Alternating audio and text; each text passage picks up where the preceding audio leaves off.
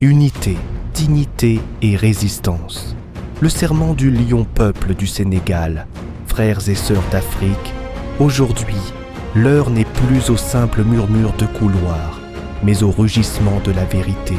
Ce que nous vivons n'est pas une simple crise sportive, c'est une mise à l'épreuve de notre souveraineté et de notre honneur.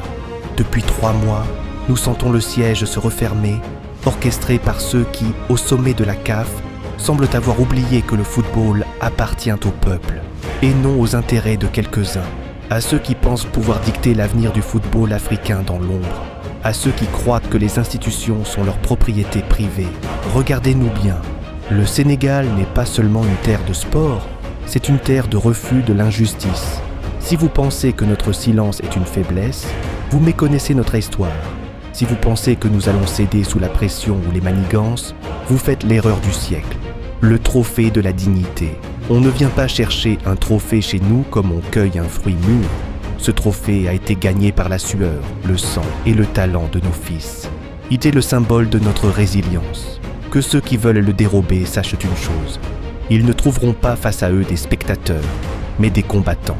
À la direction de la CAF, le football africain mérite la lumière, la transparence et le respect de chaque nation.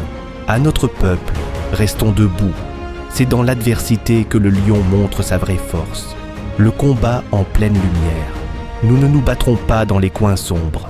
Nous dénoncerons chaque abus, chaque manipulation et chaque tentative de briser l'équité sportive.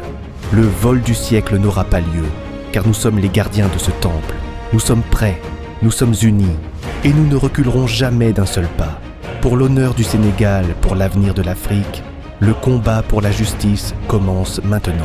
Le Sénégal reste debout, le Sénégal reste fier, et le Sénégal vaincra.